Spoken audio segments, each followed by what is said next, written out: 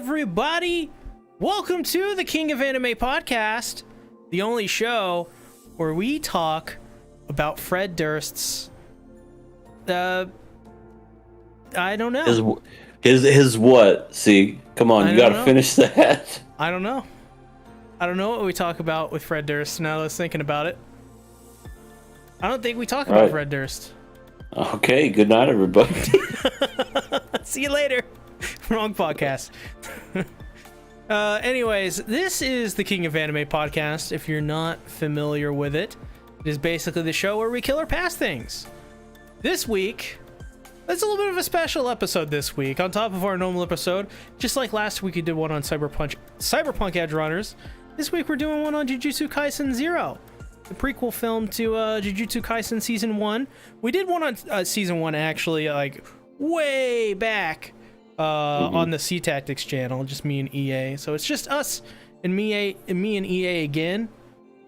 We're going to talk all about the film, our thoughts on it, interact with you guys in the chat as well. Want to remind you guys that at 500 subscribers on the King of Anime podcast, we'll do face cams. So if you haven't already, we get to see your face.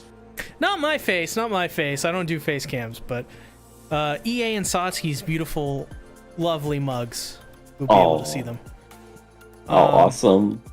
At 500 subs. So if you haven't already, get out there, share out the podcast, and tell people to subscribe and like the podcast, especially the VOD, and comment, especially if you're in the VOD, what you think about Jujutsu Kaisen 0. As well, a reminder, just to get your questions in the comments below. We're not doing the Google Forms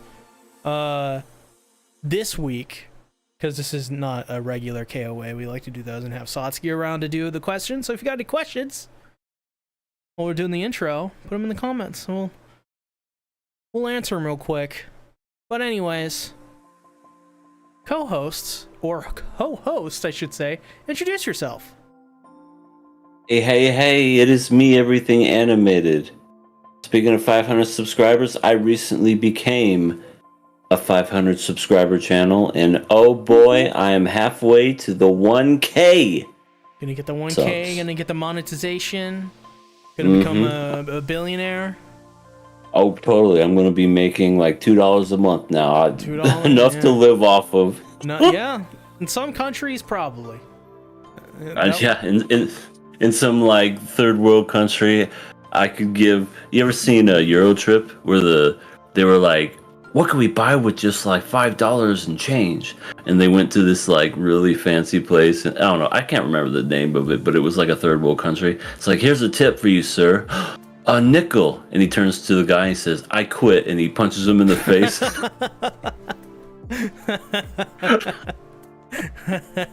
That's amazing. That's so funny. Currencies. They're so fickle.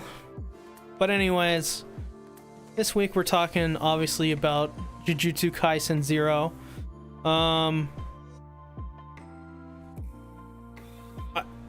Decrepit Storm says, what's going to be your first community post, EA? My first community post? That's an easy one. I'm just going to do the, hey y'all, I made it. I'm at 1,000 subs. Hey, love me. Oh yeah, that's right. You do get access for community posts of 500. So what I saw Rising do is on his community post, he just posted a picture of an Arby's. He's like, this is the Arby's that I'm at. Wait, is it 500 or is it 1,000? I think they lowered it to 500. I could post something right now? I'm pretty sure. Just go to your channel. It should be there. I'm gonna go to my channel. Because this might be... Alright, how do I do this? Because I see videos, playlist channels, about... Should say like anything. Community. Yeah, I don't see anything that says community. I don't have it yet. I gotta wait. I gotta be a good boy. Unfortunate. I cry. I cry indeed.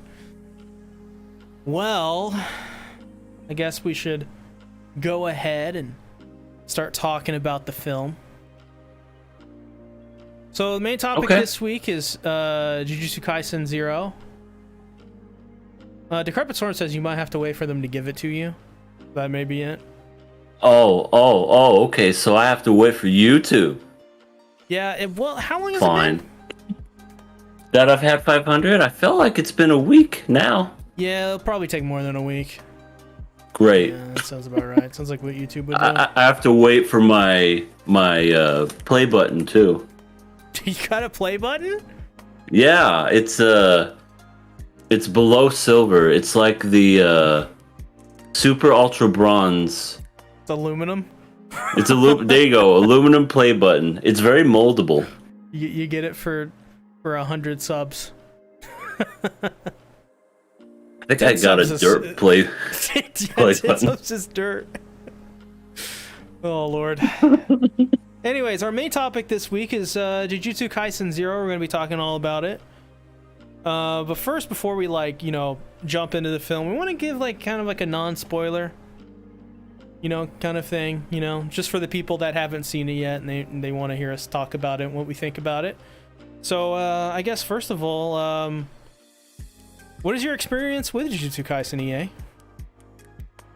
Well, Jujutsu Kaisen overall was one of those shows I honestly knew nothing about. I just know that when we were talking about other anime, I think it was the fall of 2020, there was a lot of people that were saying, "Why aren't you talking about Jujutsu Kaisen? Yeah, I remember. Why aren't you talking about it?" I'm like, why do people want us to talk about this show? Is it that good? Is it? So I took it upon myself that after we were talking, because I don't even remember what we were talking about. We were talking about Hitachi to Shimamura and other lame stuff like Inuyasha. Not Inuyasha, but the Yashahime. kids. That's it, Yashahime. Like, it was pretty dead until Attack on Titan came, but Pancakes. yeah, people were saying that you should have talked about Jujutsu Kaisen instead. I agree. I agree now, looking back. Yep. But yeah, we did the podcast after it had already finished, and we were like, yeah, I kind of feel bad for not talking about this show. Absolutely. Super, super good show. If I remember season 1, that's how I got into season 1 as well. Everybody was just talking about how great it was, and especially on my channel, people were like, "You should talk about JJK." And when I finally did, nobody really watched it, which I think is really funny. But when it was actually airing, people were like, "Yo, do videos on JJK." I was getting comments literally every video, at least one person because I was talking about AOT at the time, I believe as well. And they're like, "Yo, talk about JJK." So that's sort of my experience. Just people yelling at me to watch it, and I finally did, and I was like, "Oh wow, this is really fun." In my opinion, this was the moment. Season 1 was the moment where where people really realized how much talent they had. And of course, before they came out with some pretty good shows like Inuyashiki and Kakegurui, but they were just kind of the Kakegurui studio at that point. And then they came out with Jujutsu Kaisen, and people were like, "Oh wait, holy crap, these guys are actually amazing," and we're excited. And then ever since then, they've done AOT. They're doing Vinland Saga. Well, they're not actually doing Vinland Saga. Man. They're just helping produce that anime and give it the budget it needs. But yeah, Chainsaw Man, they're doing everything these days. Yeah. Decrepit Storm says, "Glad you guys are talking about the movie. I got the chance to see it in theaters. It was also the first anime movie I saw in theaters, so it was pretty fun. I was a big fan of JJK season 1, and the movie was also great." Yeah, I think my first anime film was Demon Slayer, Mugen Train. Saw that with my mummy. I saw Your Name in theaters and was blown away. Yeah, that's one that I want to go see in theaters eventually. That'd be nice. Yeah. But yeah, if you didn't know already, we did a Jujutsu Kaisen podcast. I probably should have got the link for it. Link in the description down below for the ones that are listening to this already recorded. Yeah, it should be already down there if you're a VOD. If not, you can just go to my channel, type in Jujutsu Kaisen, and it will show up. It'll be there. It's like an hour and a half or something. But outside of that, let's go ahead and get into the non-spoiler section of the discussion. Let's talk about it. Basically, a brief synopsis of Jujutsu Kaisen 0. It's a prequel to season 1 of the series.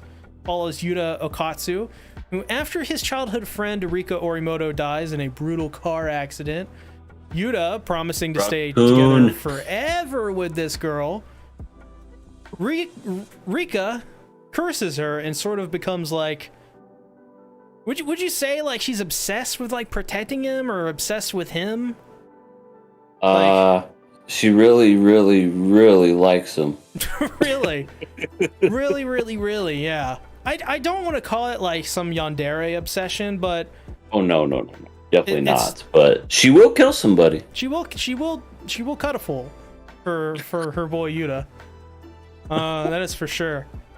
And she does cut a fool. Well, I don't know if you want to. I don't think it was cuts that killed these people, but she actually ends up killing Yuta's bullies. Yeah, I'm pretty sure. Like, it was more than... I'm sure cutting was involved, but I'm pretty sure they are deader than dead by the end of it. They're pretty murdered. What is this strange blood coming out of this locker? Just ignore it. Just ignore it. There's a smell. I don't care. Just keep going. So this brings him to the attention of Gojo, who invites him to go to Jujutsu High. And from there, he kind of joins the group of Maki, Toge, and Panda. And really, the film is about him learning a bunch from Maki, Toge, and Panda, and kind of just learning how to experience life in a very healthy way, sort of. I mean, I wouldn't say it's really like healthy. Well, yeah. A bunch of shit kind of happened. I would probably say like a healthy outlook, like just learning how to, I don't know, just, live as normally as he can compared to what he had before. Just learning the basics. True. You can't have your demons fight your fights for you. You have to do them yourself. You can't go murdering people. By the way, those people are now dead. Yeah. Did he learn his lesson from that? Well, the lesson he learned from that is he wanted to keep himself locked up and away from everybody because he felt himself a danger. That is true. So this film is really about unraveling that, like one giant therapy session in a way. The main antagonist, though, of this film is called Geto Sugawara, which Google Docs autocorrected to ghetto, like Elvis Presley's In the Ghetto. In the ghetto. The ghetto! Geto Sugawara, he's former best friends with Gojo. Gojo's only friend, matter of fact. So, ladies, he's single. He has the ability to absorb all curses, and he wants to eliminate all the non-sorcerers in the world. So, to do that, he's like, I gotta get Rika Orimoto. So, generally speaking, like, what are your thoughts on this film? Well, I definitely feel like going into this. First of all, I don't read the manga. I didn't know anything going into this, but I was super confused when I first took. I went into the theater way back in spring. I think it was spring when this movie came out. I took my son to go see it because he's a super big fan of it. But when I was watching it, I was so confused because I was like, where is Itadori? Where is Nobara? Where's all these characters I like? And who is this guy? But then I found out it's a prequel. I was like, oh. It took me a minute because I was like, it's the pieces that came together. I was like, okay, this is happening before. Hence the name Jujutsu Kaisen 0, like Resident Evil 0. That too was also a prequel. Yep. So I was very confused about that first and foremost because I was like lost. But once I was able to get into it, I thought overall it was pretty good. I've never seen so many girls go to a movie and watch anime before in my life. It's Like, no no, Gojo. it really is. It's because of Gojo and all the hot dudes, and like every time he was on screen, I would just hear these girls go, "Oh my god, it's Gojo!" Just squee and all that other stuff. But yeah, so I think it was definitely a fun ride. Like I said, the first half of the movie, I was a little confused. Just like, who's this Yuta guy? Does he show up in the series at all? I don't remember this guy. Is this a prequel for the Morgue Lady? Because Rika looks exactly like her. I almost thought that it was like a version of like a younger version of like some other character we already know, but I don't even think Yuta's even in the first season. No, he's not at all. Did they even mention him? No, they've not. Maki never ever mentioned Yuta, as far as I'm aware. So I'm just real curious now as to what happened to him. Did he die? Did he like quit? Did he get transferred to another high school? It's a good story overall, but it's definitely one of those things where I think you would like it if you're a fan of Jujutsu Kaisen, but you would definitely be a little confused going into it because, like I said, I was expecting the main characters we already do instead of completely. Well, yeah, Maki and Panda and all them that they were there, but I was so confused by Yuta and why he was even the main character to begin with. Decrepit Storm says those curses are in the ghetto. In the ghetto. He also follows up, he says, I think he was mentioned at times in season 1, not sure though. Not a manga reader, but I've heard he reappears. Well, there you go. Okay. There you go. I missed that one then. Yeah, definitely. Though I had no clue Yuta existed at that point. So my bad. Yeah, no, I think generally speaking, this film is pretty good on it. It's really entertaining. It kind of, to me, like it encapsulates sort of everything good about Jujutsu Kaisen all into like about an hour and 40 minutes. It's not too it's not too dissimilar. Like, it's really, honestly, it's just a really cool build up. It's just basic, Yuta, he's not doing well at the beginning, and then he goes to Jujutsu High. He trains with Maki and Panda and Toge, and they go on missions and jobs, and they take down the bad at the end. I mean, it's pretty good. It's got some really nice emotional moments with Rika and Yuta and Maki, and really cool stuff in this film. Like, to me, it has, surprisingly, and I don't want to, spoil too much for people who haven't seen it yet, but it has a little bit of a romance element to it, which season 1 didn't have. It's very surprising. So if you're looking for romance, there you go. This film has it. You're missing it, JJK.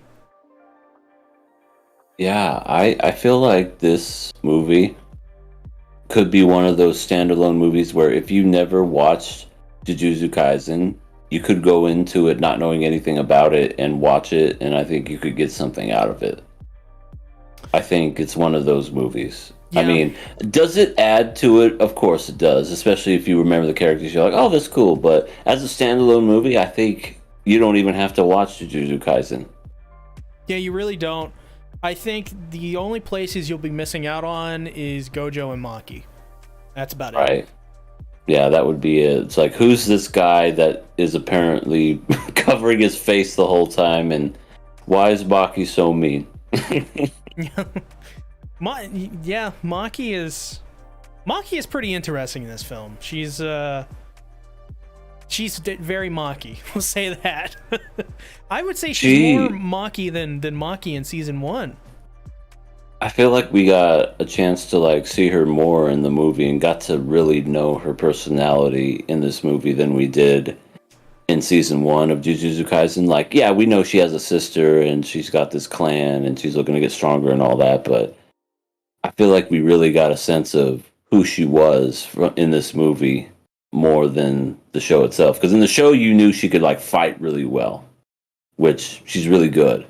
Yeah, but you didn't know why. Yeah, this film really goes into that and really like lets you know, like, hey, this is the reason why Maki is really the way she is. I mean, like you said, we got a little bit of that in season 1.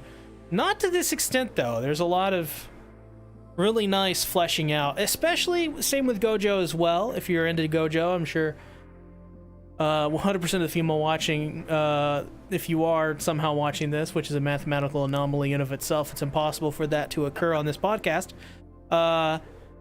Yeah, this also has a lot more Gojo stuff. And it's not much, but it's a couple things here and there that are like, oh, that adds quite a bit to the mystique of Gojo. Absolutely. Yeah, it's good stuff. Decrepit Storm says, yeah, I don't think it was obvious who they were talking about when they mentioned him. Oh, okay. Yeah, looking back, yeah, this film really enhances Maki and Gojo quite a bit from season 1, but everyone else pretty much, pretty like Panda's Panda, Toge is Toge. You don't really have much overlap beyond that. Not even like some of the other characters show up, like Morgue Lady and Akari are in there, but they're like cameo appearances at best. So right, yeah, there's big old cameo appearances by all ones, especially, oh god, what's his name? The one, okay, yeah, Toto. He's the one that's just like, who do you like? What's your kind of girl that you like? Huh? What? I just answer the question. Okay, damn it. I still loved how Itadori and him became quote unquote lifelong friends because he answered the question correctly. That's amazing. I know, and he always my best friend. What did he ask him? It was like, what type of woman do you prefer? And he was like, a tall girl with a big ass. With a big ass, like Jennifer, not Hudson, Jennifer Lawrence. No, Jennifer Lawrence. Yeah, that's what it was. Yeah, because she is kind of tall. I looked her up. She's like 5'7". She does have a nice butt. But you just see him going to like a fake made up flashback of them as friends in high school.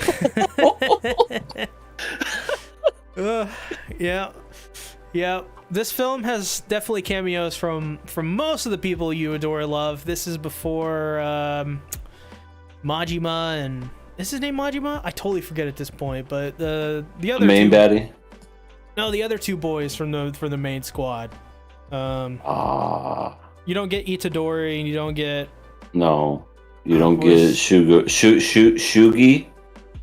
Shuguro? I don't know. Shinjo? I'm bad with names. I can't remember his name. I did not realize I would not remember this guy's name, but yeah, honestly, definitely check this one out. In my opinion, this is a pretty good film, all around. Like, I think if I would give it a score, it'd be like an 8 or a 9. It's just really solid. It's really good. There's nothing really in this film, I think, that's really even terrible.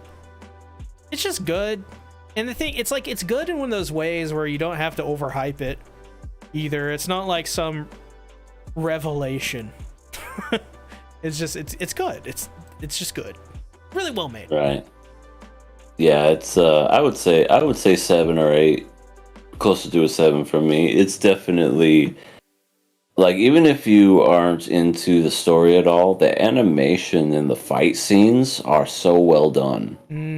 Especially the last 30 minutes of the movie Oh, is just like incredible. absolutely. Just some of the best animation I have seen this year. Yeah, it's been really, like, I would say that and Demon Slayer have been really good animation this year. Yeah, absolutely. Chat. Decrepit Sorb says Fushiguro. Yeah, that's his name, right? Fushiguro Megumi. That's what it was. Oops. So I was kind of right. We were there. Listen, chat. We got it, okay? We got it. But yeah, I guess now it's time to get into the spoiler cast. Obviously, if you're watching the non-spoiler section, before you go, please leave a like on the podcast, share the podcast out with friends. But with that being said, let's just go ahead and just dive right into the film. Once again, spoilers are ahead. So, I mean, what do we think about Yuta? Just starting right off, he's the main character. He's got it going on, so to say. He now that I know he wasn't like somebody who was supposed to be a younger version of that person, I think overall he's sure. I honestly didn't know who he was, because like I said, I was just so confused. I'm like, who's Yuta? I want Itadori. This sucks. No, I'm kidding. But yeah, I think Yuta is pretty good by himself. You know, he's kind of like one of those, I don't know what you'd say. He doesn't really have that much confidence in himself. He's this character that's just like, he needs to be kind of like smacked a couple of times to just realize, hey, you know, you're not going to get anywhere unless you kind of do things on your own. And Maki kind of like brings him to that. And, you know, there's a couple of others that kind of like guide him towards that. Yeah. Especially when he basically saved Toge a couple of times during that one scene. Yeah. I really liked his stuff with Toge. His stuff with Toge was really interesting, because from that he kind of learns how, essentially, teamwork. And you know, like I remember before, like the scene leading up to it, they were training, and he was like talking about how like I haven't really talked to this guy much. I really want to get to know this guy. And almost immediately just throws you in there. And by the end of it, he learns some valuable lessons from Toge. And I like how they use teamwork. Like, he goes out and like he essentially, the whole point of what they were doing was to work together to get Toge the mouth spray or whatever it is, so that he could fix up his voice. He needed a throat lozenge. Yeah. You know, he was just like yelling too much. He's like, "Something for my throat! You get something for my throat! Help me!" It's pretty much exactly what he needed, and because they dropped it earlier when Toge was taken out by the curse. Yeah, I mean, such an important thing, and then he drops it. It's like, you son of a bitch! I'll fucking kill you! Why, you little goat? Well, I guess the joke's on me. Yuck. Yeah, and pretty much every interaction he has in this film, in the middle kind of section, the build section, you know, is very much Yuta learning some kind of something from somebody. I mean, it's usually a lot of things, but at least like one major thing you could take away with every mission he goes on with one of these people. He didn't go on one with Panda, though. Yeah, such a missed opportunity. Yeah, they could have talked about eating sugar cane. Uh-huh. Like, so, buddy, you into Maki? What? No. Yeah, well, that's not me.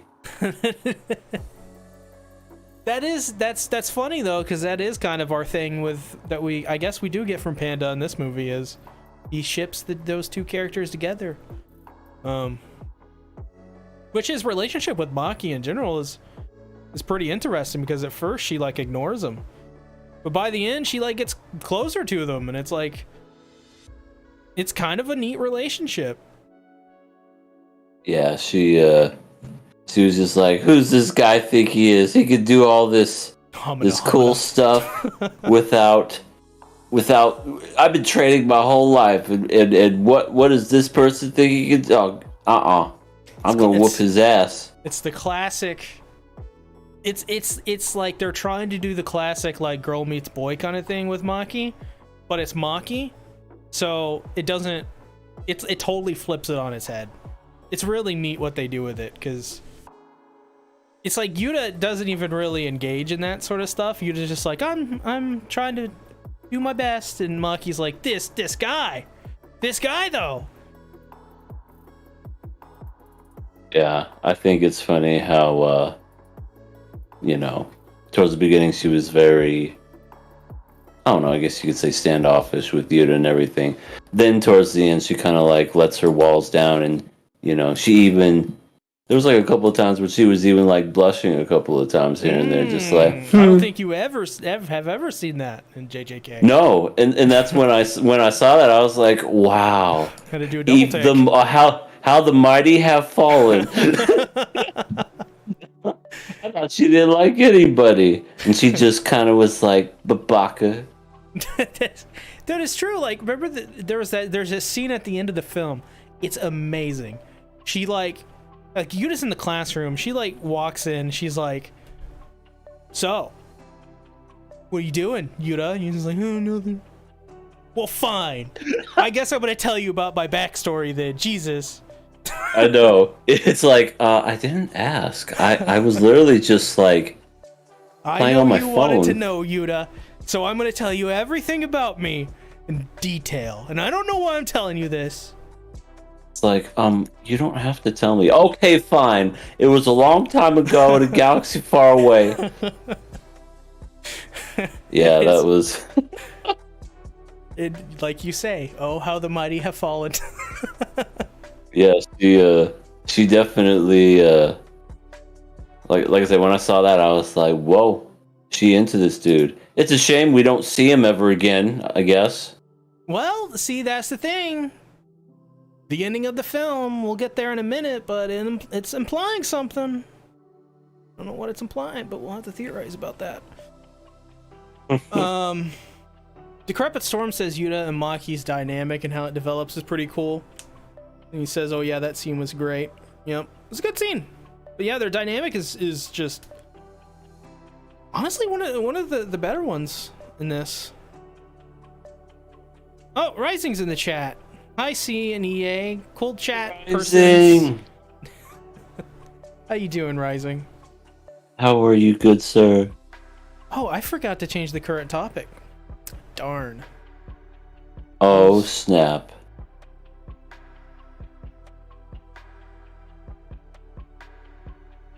That's fine. Yeah, we'll just talk about Bakas and idiots. Baka. Stupid idiot. It's not like I liked you or anything, Yuta, Babaka.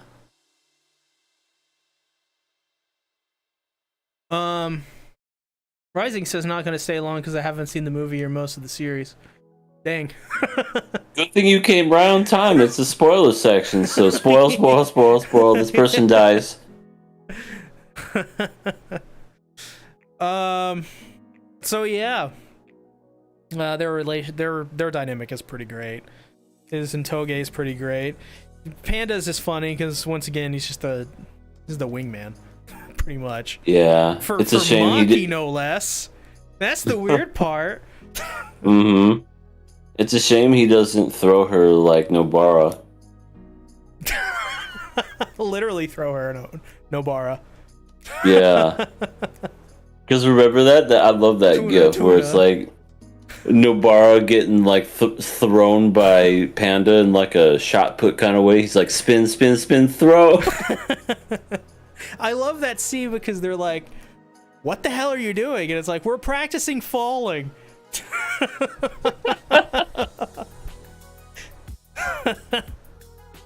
there's just some funny goof moments. Panda is definitely one of those. It's just, I think it's funny because Panda's like, so, what kind of women do you like? Do you like them with big or small chests? And Yuta was like, oh, I don't know. I guess big, I guess. And then Panda's like, oi, Maki, you got a chance. Oh, man. That is... Yeah, Panda's always, he's always doing stuff. Rising says, I am concerned about her being thrown. Well... it was for a good cause. You gotta learn how to fall, you know? I mean, that's what they teach you in wrestling. I just think the way they went about it was a little weird, though. I know.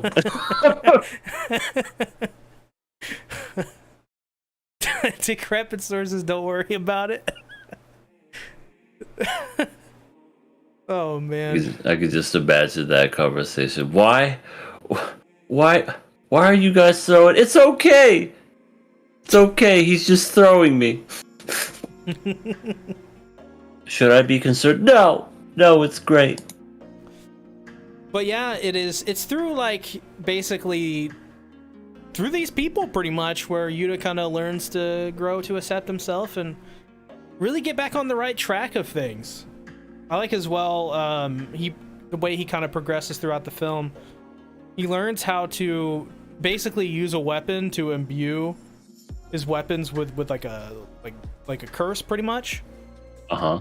And I think that's a really cool thing that they did, because it makes Yuta kind of not unique, sort of unique. He's sort of like Maki, where he, like how Maki just uses cursed weapons. She's not a sorcerer or anything like that. She's just a normal person. But with Yuta, he can use the power, use like cursed energy. It's actually the exact same way Toge does it, but instead of through his speech, he does it through weapons. And that's very main character-ish to do, by the way. That's like in a ton of shonen. Like that's in Fate. Like Shinji or Shiro can do that. So it's pretty cool. I like it. Yeah. But yeah, what else did you like about Yuta in this film? Well, since we're spoiling it already, I guess, I liked the ending. I liked the twist at the end, and I liked how he was basically, I guess you could say the whole theme of the movie. I guess it's not the whole theme, but definitely towards the end was learning how to let go. Yeah. Because that was another thing where it was, what was the girl's name? The one that he was... Rika Orimoto. Rika got turned into a spirit because he had loved her so much, didn't want her to die, because Truck-kun killed another fucking asshole. What I think is interesting how they go about that is when she dies, immediately you think she's cursing him, but it's not until the end of the film where they're like, no, he cursed her. Yeah, I thought that was a nice little twist. Yeah, really, and they say it earlier in the film too. I forget, maybe it was after the stuff with Maki, or maybe it was the stuff with Toge. Either or, like Yuta even says it himself. He's like, I'm pretty sure that I cursed her. And that was like he was right. He was right, yeah. And by the end, it was like this. That was such a cool twist, though, because he's like, she's not the one that cursed me. I cursed her. Now let's make out. Dude, did he just try to kiss the monster at the very end? I'm pretty sure that he kissed her. They cut it right before you could see it. Yeah. And that was another scene, because I was in the theater when that happened. All the little girls that was watching the movie with me, they were like, what the fuck just happened? What is that? That's so weird. Right. Where's Gojo? I want him to make out with me. I'll curse Gojo. I wish Gojo would curse me. Yeah, it was a weird scene. I remember. I was like, I hope he kissed her, not on the mouth. Yeah, because that's a lot of teeth. So for people unaware of the context, this is like in the middle, or the near middle-ish beginning of the fight at the very end between Geto and the Ghetto, between him and Tamamo no Mai and like Rika and Yuta, and there is just this really cool moment where Yuta is like, he like confesses his love to Rika, but it's like, he's like, I forget what he says, but essentially that he loves her pretty much. And I love you. And I love Ghetto's reaction, because Ghetto's like, you womanizer, and Yuta's like, like, no, this is true love. And it's just, and then he says, well, then I will fight for justice. And I'm like, yeah, oh my God. That was good. He likes to refer to people as monkeys or apes. Yeah, monkey. Like, he's like, you know, you two are a damn simian. Yeah, so pretty much Yuta, that's when we figure out that after the battle, like, Yuta cursed her, and because he broke the curse, she now gets to like move on and stuff, which is like really sad. Yeah, that ending was, she turned into Bubbles. She turned into Bubbles. She turned into Mr. Bubbles. But I think it's really interesting how they kind of swap roles at the beginning, or by the end, Rika and Yuta, because Yuta at the very beginning is like, he's like, I'm a victim of her. You guys don't get it. Like, I'm the person that's, you know, that has been wronged here.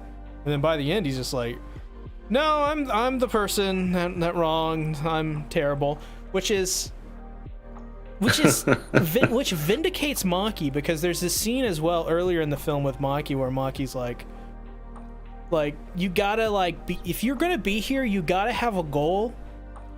You gotta want to be here, because you can't just be at Jujutsu High and not have a goal and just paint yourself as some victim. That's not the way it works. Yeah, she used some tough love on him. Yeah.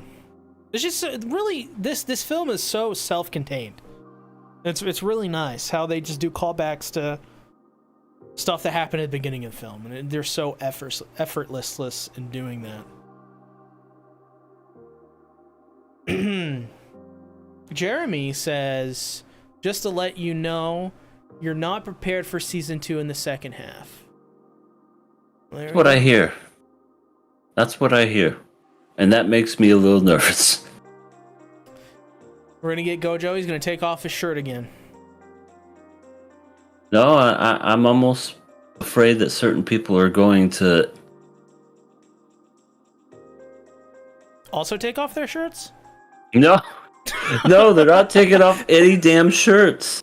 I mean, I'm fine with that. They're keeping their shirts on, but they're probably going to be ex machina, if you know what I mean. They're gonna take off their pants too. That's it. So I guess we've already talked about Maki and stuff, and Toge, and we kind of covered that pretty quickly. What did we think about? Let's see here. What do we think about Gojo, especially his relationship with Geto, and just how he was throughout the film? He's a bum. I mean, his name fits him. He lives on the streets. So I guess he really is ghetto.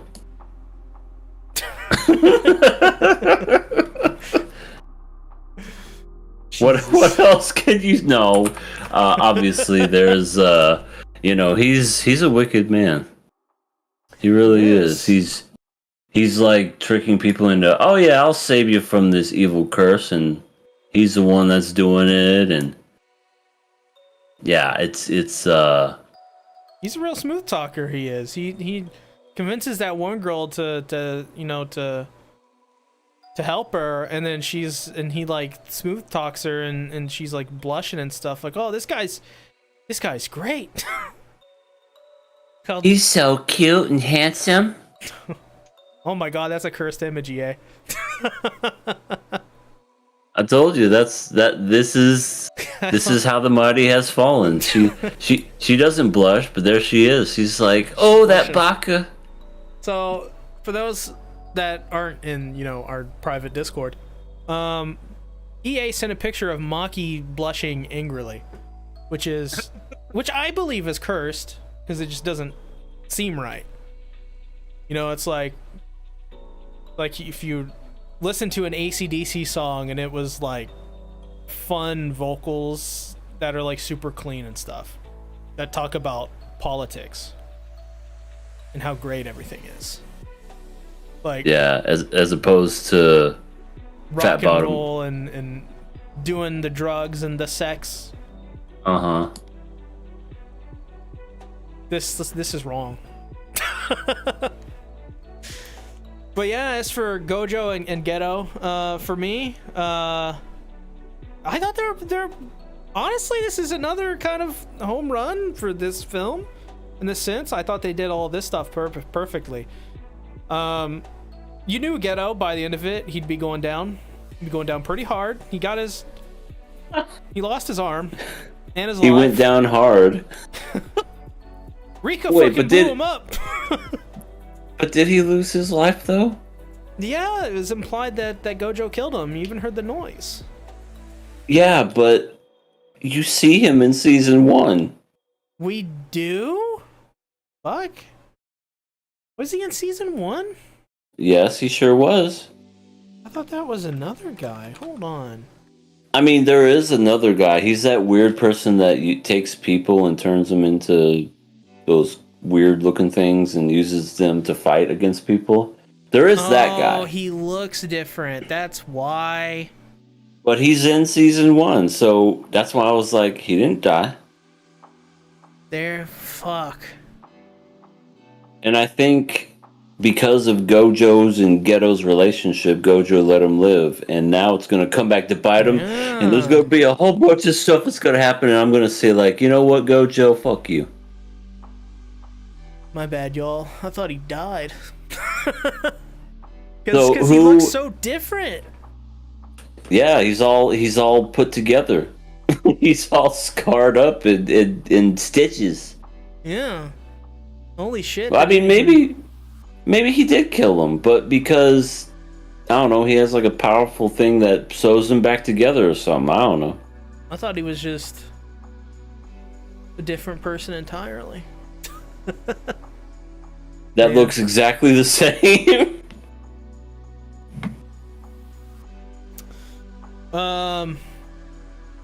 Yeah, so I like the whole thing with Gojo as well.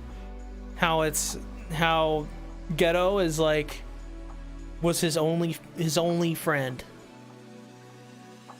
I like that. It's a little nice touch for his character because it kind of shows sort of he has this like tragic kind of aspect to him. Like he's not just a super fun goofball.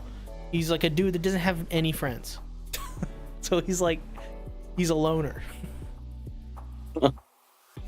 I mean, why would you want a friend like that though? Well, it was implied he changed. So at one point he obviously wasn't that way, but eventually he became that way. He was a cool dude, and then all of a sudden, nope, I'm a dick. Yeah. And he did become a dick because I can't stand him. Yeah, he wanted to kill all the non-sorcerers, which I was like, wow, that's a lot of people. That's That's a very tough task ahead for you, my friend. And what happened? Like, does he kill Maki? Like, because Maki's a human, but she uses cursed weapons. Is there a technicality that we can get by on? Right. What about the ones that are born sorcerers, but like they suck ass because they can't do anything? No, like, what about them? like what's her face? Miwa. Miwa. Hello, useless Miwa here. Oh, that was good. I am Miwa, and I'm useless. My name is Miwa. Oh my god! I love the part in season 1 where he tries to get a photo with Gojo. Oh, that is so great. Oh, can I get your picture? Because, well, first she was leaving because that one dude was like, "Can I get some tea?" Yeah, okay, I'll be right back. Can I get a picture? Yeah, sure, here you go. And then she comes back, and because she completely forgot what she even left for. And the guy's like, "Where's my tea?" She's just like, "Oops."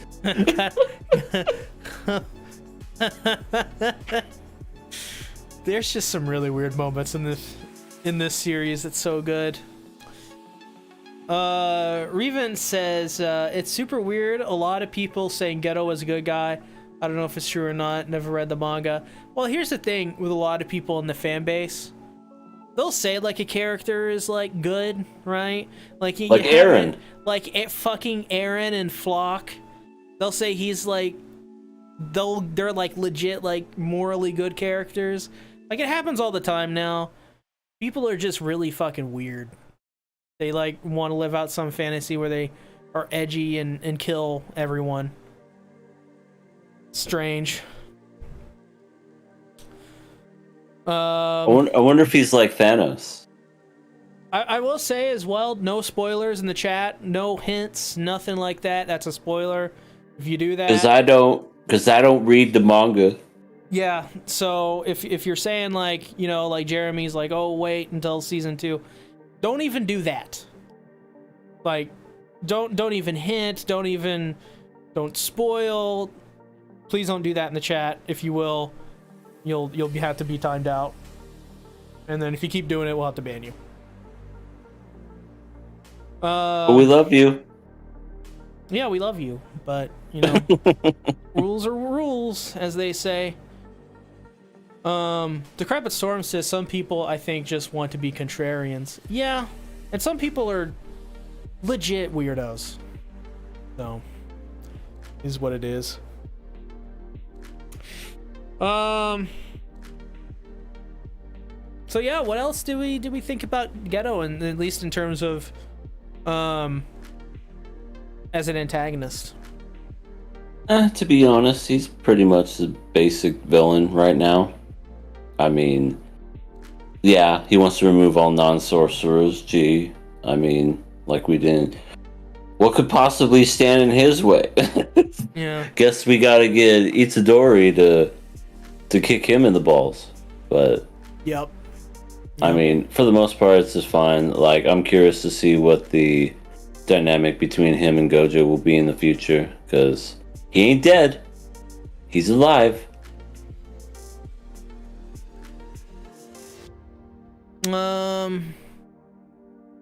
So yeah, I guess for me, I enjoyed him as an antagonist in this film. Like you said, he's pretty basic. Yeah.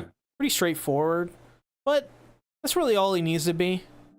Like, this is, at the end of the day, we're watching a shonen, and I think JJK's strength is just a combination of a ton of different shonen to create just a really fun and enjoyable show that has really cool fights and really cool animation and music and voice acting and a weird relationship between a cursed monster and Yuta. Yeah, you're cursed. He goes in for the kiss. I guess you could you say that is his ex-wife? Because they promised to get married. Oh. They had the rings and everything. Did they actually get married? Because that could be his ex-fiancée.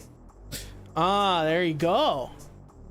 ex-fiance and ex-human Rika Orimoto. Yeah.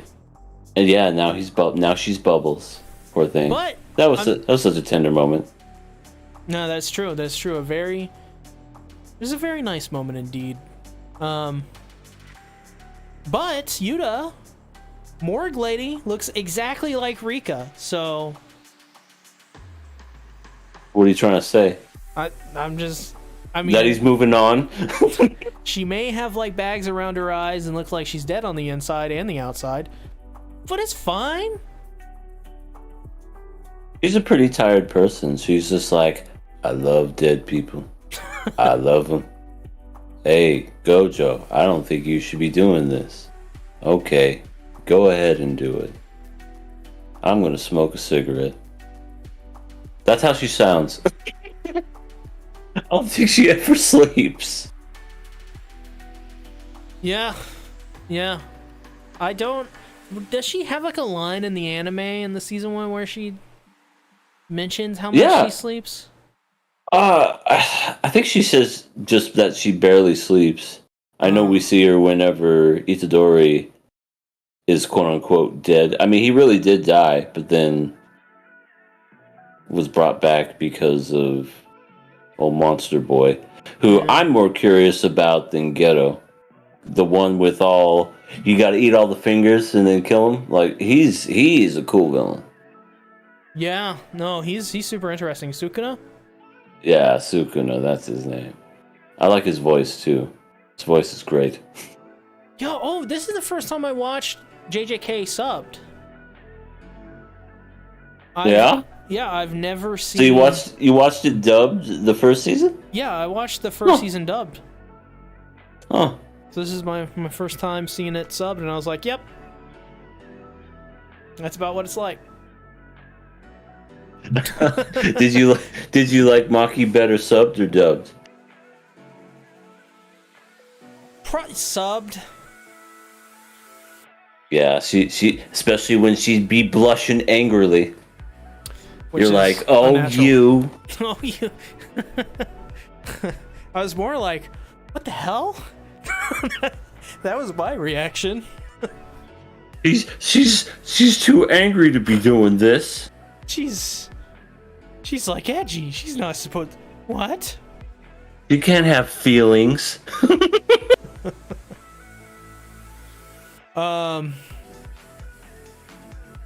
Reven says in the chat, I really like Yuta and Maki together in Zero. I watched JJK both sub and dub. There you go.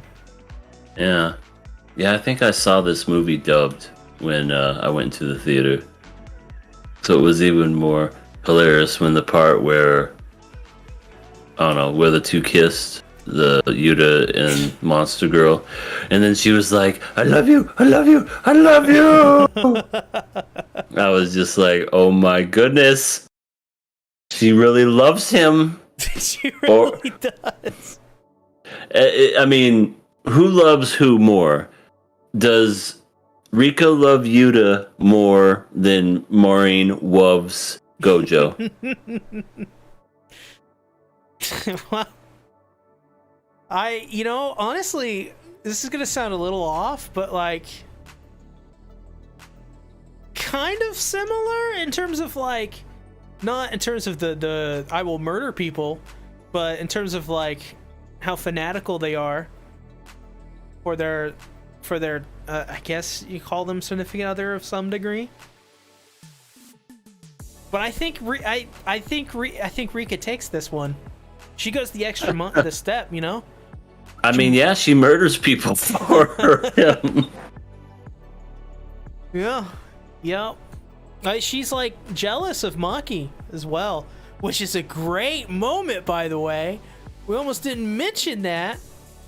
Holy crap! Rika's disdain for Maki is off the charts. Then Yuta's like, you put her down and you treat her like a butterfly, you bitch. Rika's like, oh yes, master. that was a good moment. That was pretty funny. I don't know. I think Isn't it funny how in both animes there's a Gojo? Yeah, there's a My Gojo. dress-up darling. Yeah. I think the ladies like both of those Gojos too. Yeah, I think they like the blind awesome hottie better than the doll maker. Well, you see, the doll maker, he's like super cool and stuff. Because he can make costumes. You know how ladies are. They like those kinds of dudes. Yeah. The dedicated And all it took for Maureen to fall in love was for him to be on the train saying, "You were really beautiful today." Oh my god.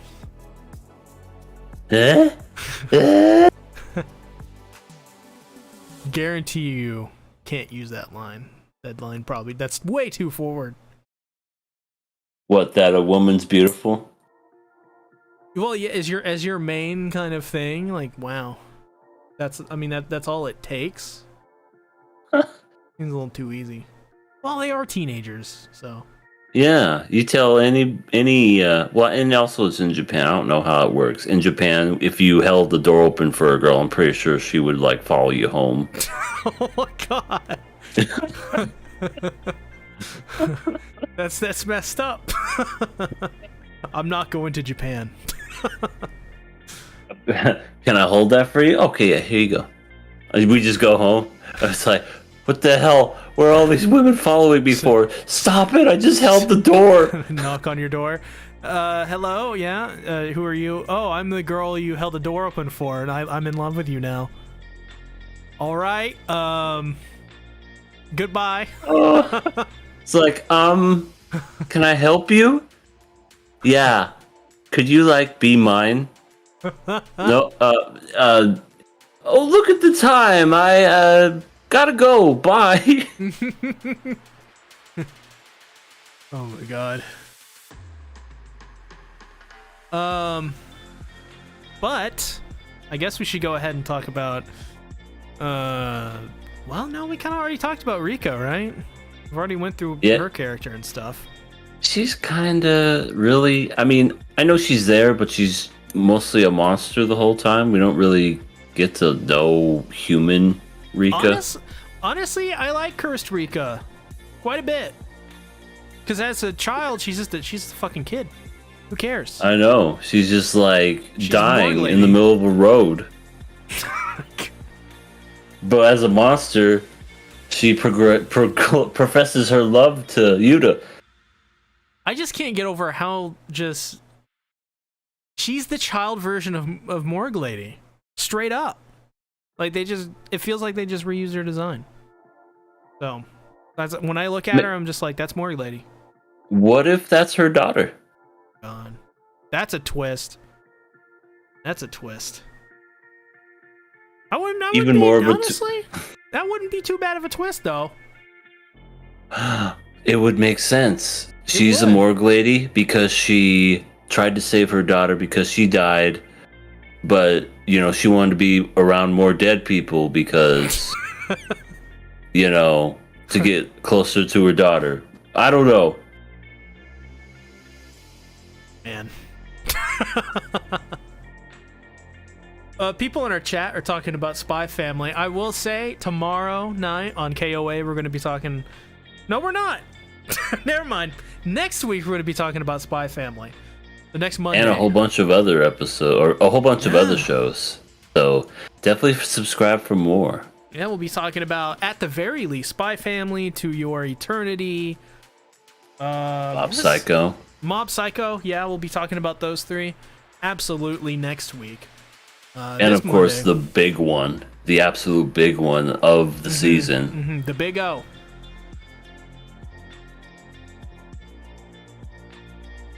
Big O. Remember that show? Big O! Showtime! Yeah, it's the big one. We'll be talking about the Big O. But yeah. And then you're going to show him your O face. Oh! Oh my god. I honestly liked cursed form Rika quite a bit because I thought her cursed form looked really freaking cool. So it was pretty badass. She like the first thing we see her do, sorta. Daisuke.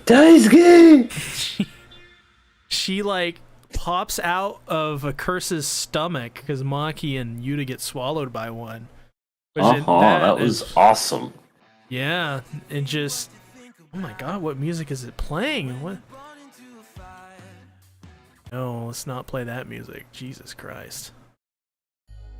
No stream beats. Do not play that. Sorry. Yeah, no, it like pops out of the curse's stomach and just like rips it to pieces, and it's such a cool scene. Yeah, it's really badass. Just climbing out, just like in just gory detail, and then just by the end of it, it's like, I got you, Maki. Don't worry, I'll carry you out of here. Okay. Okay. Speaking of, is it me or did the cameraman love Maki in this movie? I mean, Japan understands that sex sells. Which is kind of interesting because when it comes to like a lot of anime, I always feel like they do a good job with all the characters, both the men and the women. But there's something about the female characters in Jujutsu Kaisen that I really like, and I don't know what it is. Like, it's the fact that I don't know. They're not. They look more real. Yeah, they look more real. Nobara is one of my absolute favorite characters of not just this show, but any female character. Just like I said, because when we first are introduced to Nobara, you know, this random guy on the side of the streets, like trying to pick up girls, like, "Hey, you're cute. Oh, what's it?" And then Nobara just walks up to him and says, "What do you think of me? Do you think I'm cute?" And then he just kind of like goes, and just looks away. And it's like, I don't know if they're trying to insinuate that she's ugly, because I don't think she is. I just think she's more realistic, like you said. She's very much like she's tough, she's badass, she knows what she's doing. Hammer and nails. As far as like hammer and nail, you know, she's got her goals in mind, but she's not afraid to act like herself, which is funny because her and Itadori are like so. I don't look at them as a couple, but they're definitely best friends. You know, because they act like little kids around each other. It's so funny. They're kind of like Itadori and Nobara, or are just, I don't know. They have this like really weird, goofy dynamic. This is really funny. I love that. I love how there's not just one goof. There's like multiple goofs. And Gojo too. I like when they see that dog, and Nobara's like, "Good boy." And Nobara is, you know, whenever you need her help, she'll actually be helpful. She's not like Sakura from Naruto. That is true. That is true. She is a very useful character. Yes. Yeah. And Maki's great too. So yeah, I love the women characters in this show. Yeah, absolutely. And I think you're definitely onto something. You say like the way they look. I think they look more realistic because like I could even see a character like Miwa like being real. I can, like, with blue hair and stuff, especially in this day and age, I can absolutely see a character like Akari or the Morgue Lady, or like really the only ones I can't foresee being like real life people is probably like Gojo, and that's about it. Gojo's kind of in his own little circle there, so. Yes, Jeremy, Gojo's a pimp. This is true. He is daddy. Jeremy says, remember when Maki said she likes someone stronger than her at the very least? I do not remember that. But that does say a lot about how she thinks about Yuta. Because there is that moment where Yuta's like, I want to be like... She loves him. She woves, yes, woves. I freaking wove him. There is that moment in this film that I think is a really nice line where Yuta's like, it was something along the lines of like, I respect you, Maki, because you're strong and unyielding, and I want to be like you. And I thought that was a really cool line from him. Yeah, that was the line that melted her heart. She's just like, I gotta get going now. I got a business appointment. I don't want you to see my red face. No one has, by the way. Not even myself. It exists. It's there. All you gotta do is look. But yeah, other than that, overall, like, what do you think about all the characters in the film and stuff? Characters were solid. I didn't think there was a bad one. Like I said, other than Ghetto being pretty much just a basic villain. Not that there's anything wrong with that. It's just, it is what it is. Because, to be honest, you can tell a basic story, but it's the execution of that story that I feel is the most important, because not everything has to be overtly super complex and like just mind-bendingly like, whoa, that was amazing. It could be basic, but even basic stories get messed up because some people just don't know how to just execute it well. But this was executed very well. Animation, fight scenes, lots of fan service, and I don't mean like the girl kind, I mean just like the action scenes and stuff.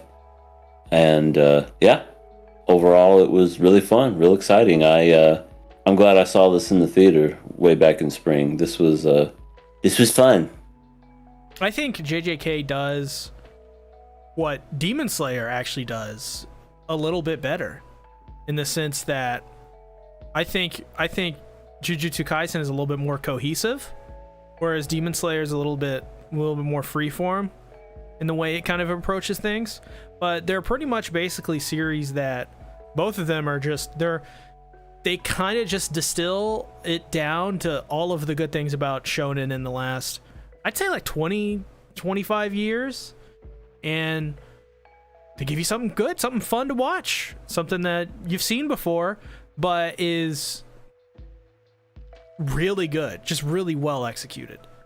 I think both of those series do that really well. I cannot wait till next year. Not only do we get season 2 of Jujutsu Kaisen, but we also get Demon Slayer. Oh, yeah, Demon Slayer is gonna be great. Yeah, it's the blacksmith arc, I think is what it's called.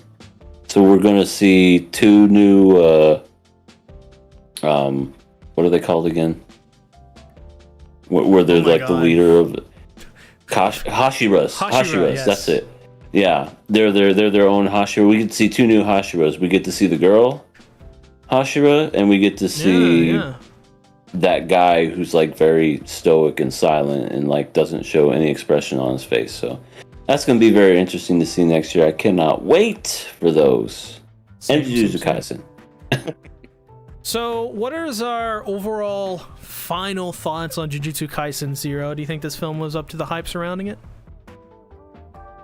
To me, was there really hype? Well, yeah, that's the thing, is I didn't like, there was definitely hype around it, but it wasn't some insane level, you know? It didn't really feel like people were blowing this out of the water, so to speak, but there was definitely some excitement for it, especially when it was airing in theaters, if I remember correctly. Yeah, I feel like, I definitely feel like there was a lot of hype around it as far as people wanting to see that one. I feel like Demon Slayer had a lot of hype for some reason. I don't know, because especially Mugen Train, that was like, yeah, wow. I saw that in the theater as well. Same. That was the first anime film I've seen at theaters. It was such an event. I brought my mother to see it. I was like, I got for Mother's Day. Yeah, it was for Mother's Day. I brought her, and she was like, I like this a lot. And I was like, I knew you would. It's Demon Slayer. Everybody likes Demon Slayer to some degree. Which is funny because it's like she didn't watch any of the other seasons beforehand, but all she did was see the movie. You know what? You know what's really funny? She likes Tanjiro. Oh yeah? I think that's hilarious. A mother liking Tanjiro. That is just... Oh. That's peak comedy right there. Mm-hmm. But yeah, I think it lives up to the hype. You know, if you go into it not knowing that it's a prequel like I did, you'll be a little confused. but I think once you understand, okay, it is a prequel, you'll be fine. Yeah, so I mean, speaking of the prequel bits as well, at the very end, Gojo goes to find Yuta again, and he's talking to the beret guy, who was a bad guy initially, I guess. So I guess he's gonna be in the series again. That's kind of the vibe I got. Mr. Yuta? Yeah. Well, if Mr. Yuta does show up, we're gonna see more blushing Maki. God. I don't know. She'll be fighting and then she'll be like, Yuta! Oh my god! I freaking love you. I love you so much, but let me kill this person really quick. Hold on. Oh, good God. So, yeah, would you recommend this film? I'd recommend it. Like I was saying, I think this is a movie you don't even have to watch Jujutsu Kaisen to enjoy it, because it doesn't have the original cast. Sure, yeah, it has the side characters from season 1, and then it has guest appearances, cameo, so to speak, from everyone else. But I think overall, it kind of like stands alone by itself, because you pretty much understand, okay, cursed spirit, okay, he's cursed, there's the villain, this is what the villain does, and then here's the awesome fighting at the very end. Mm-hmm. So I definitely feel like it's worth it.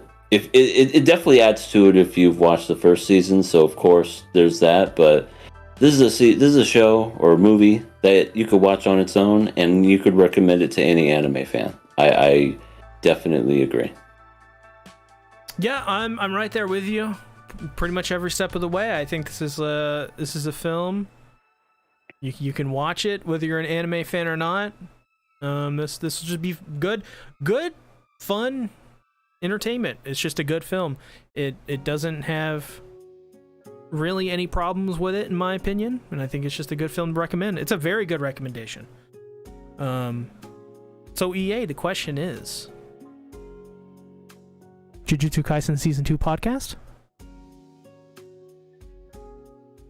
Yeah, maybe we can bring Sasuke along, but I don't think he will. But and for those of you wondering why it's just me and C, Sasuke was told a long time. Well, he wasn't told a long time ago. He told us a long time ago that he will never do a show about Jujutsu Kaisen just because so many people like hyped it up for him, and I guess like he just didn't want to watch it out of spite.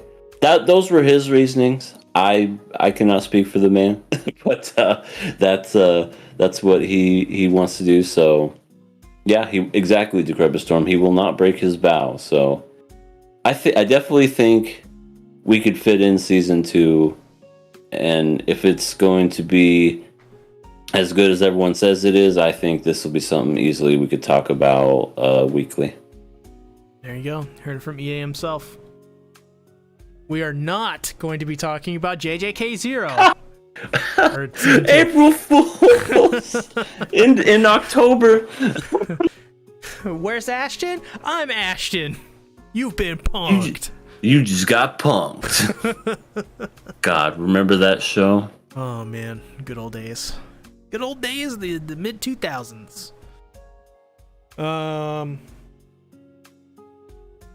Freaking stink bug. Yeah, so other than that, I guess it's time to end the show, right? I say so. EA, where can they find you?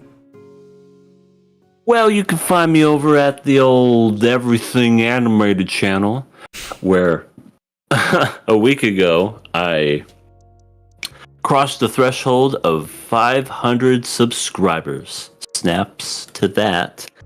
And apparently, I'm going to get a community tab. Haven't gotten it yet, but I'm hoping to get there soon. I mean, one of these days. You should just put an X where Satsuki's face is. Because he's not here. Oh, man. I don't think I have I'm sorry. Right now. It's okay. You can just put like a face of Maki over it or something. I don't know. Not blushing. I was about to say, be kind of cursed. Yeah, you see me there. I don't really have many ideas as far as like videos. I will probably be doing more shorts here in the next couple of weeks, just because they're easy to do, and you know, people love shorts. Susan is hard at work getting EA's community tab. Damn it! We gotta get on the community tab. How the fuck do I do this? Right, so Susan's the only one that's working on it. It's like, does this button work? Shit, I'm not an engineer. So yeah, so you can watch me there. You'll know if you get a community tab. Like I said, the first one's gonna be of me saying I got 500 subs. I love you all. Kiss, kiss, hug, hug, XXO. Yeah, so you can see me there. I have a Twitch that I don't go on, and I also have a Twitter that I haven't used. Damn, tragic. As for me, this week on the channel, we tomorrow I was supposed to come out with a One Piece video. We're gonna wait until Wednesday on that, just because I got a couple things I gotta do this week. So, and also over the weekend, I didn't get to do the One Piece videos per normal, as I had to do the JJK video. So, which if you haven't already checked out, go to my main channel, watch my video on JJK0. It's like one of my best videos I think I've produced in a while. It's so good. Other than that, I'm working on a Mob Psycho video. Currently just like a recap of season 1 and 2. I think that'll be pretty useful for people. And especially going into the final season, of course. And then I think it's really just we're waiting until Chainsaw Man. I'm not really going to be doing much. So, just taking a little bit of a break until Chainsaw Man, and then we're going to be doing and Mob Psycho, and then we'll be doing more videos and stuff. So, that should be a lot of fun. Thanks everybody for checking out the podcast. If you haven't already, share it out. You know, to your favorite Twitters, your Reddit feeds, whatever you can. Helps grow the podcast, and we'll see you guys tomorrow on the summer 2020 awards show. That should be a lot of fun. See you then, guys. And get ready for Drunken EA. Yep, Drunken EA. It'll be great. Have a good night, everybody. Bye-bye. Later.